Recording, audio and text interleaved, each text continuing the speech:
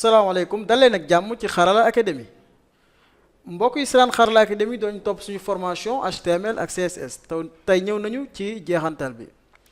ci mujjantalu formation bi dañ cee bëgg a wane cas bu pratique maanaam li ngeen jàngoon lépp naka ngeen di def ba pratiquer ndoo lépp gis nañ jàngandoo nañ lu bëri mbir yu bëri jàng nañ ko ay astuces yu bëri ak ay bagages yu bëri ci HTML ak CSS mais ba tey liñ jàng pratiquer guñ ko voilà.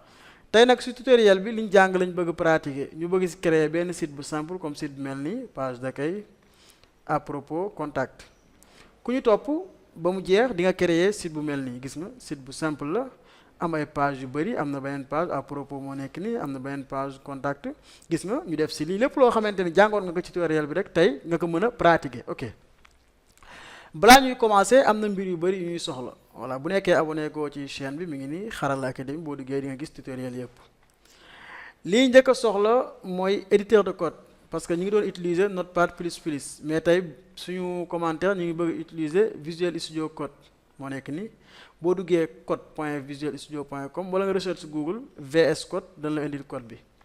léegi bu dee Windows da ngay cliquer fii rek nga télécharger ko bu dee comme Mac OS wala Linux mën nga ñëw fii suuf nga bëgg Other Platforms ok buñ paree si loolu dinañ soxla navigateur web waaw ñu préféré si Google Chrome boo amul Google Chrome mën nga télécharger Firefox moo nekk nii great ok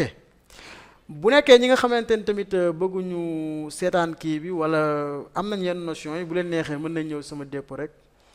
comme github.com xarala 221 Xarala Academy TP1 moom laa ko tuddee boo duggee nga bës fii nii nga daal koy télécharger comme ma bësee nii bës na download zip nga def download zip ok chaîne bi moo nekk nii voilà léegi ma wan leen code bi nu muy demee voilà code yi ni muy demee benn yow nga topp vidéo yi may codé ngay codé di topp li may def lu ma def rek nga def ko benn nga seetaan benn vidéo ba pare jéem a répété li ma doon def ba xam comprendre nga wala comprendre oo ko beneen bi tamit nga xool comme image bi bu ñu paree ni mel nga daat koy jéem a codeel sa bopp voilà bu ñu ubbee VS Code dafa am extension yoo xamante ni dañ ko soxla parce que bu ngeen xoolee fii ci kaw gis nga fii nii dafa def 127.0.0 def 5500 mu nekk localhost voilà loolu mooy lan léegi dafa am benn extension bu ñu may loolu mi ngi tudd live server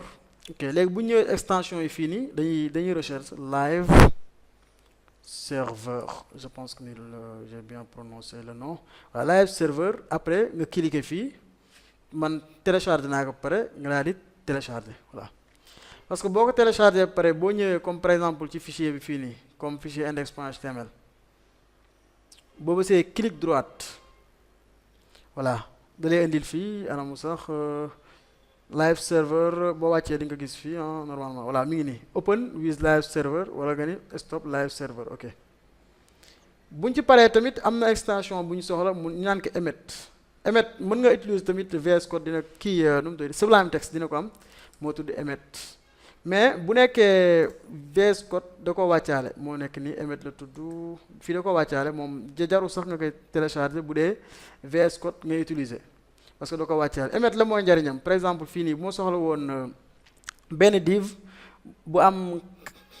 classe page d'accueil comme par exemple dama naan nii rek div point page accueil bu ma bësee lii bës ok entrée gis nga dama koy indil correctement parce que Emmet dalay may nga mën a coder mu gën a gaaw te tamit boo fàttee fermer benn balise moom da koy fermer automatiquement ok léegi ñu xoolaat la ma war desaat voilà li moo nekk li nga xamante ni moom la ñu war a soxla pour mën a suivre bu baax projet bi ma yaakaar ni projet bi neex na leen trop bu leen neexee mën ngeen ko commenter bu ko defee ñu ñëw ci yeneen yu gën a am solo ci projet yi mbokk yi doon seen Xarala Academy fii lañ jëm ak yéen suñu tutoriel bu tey ma yaakaar ni jariñu ngeen si bu baax ci prochaine vidéo bi ak ci code yi merci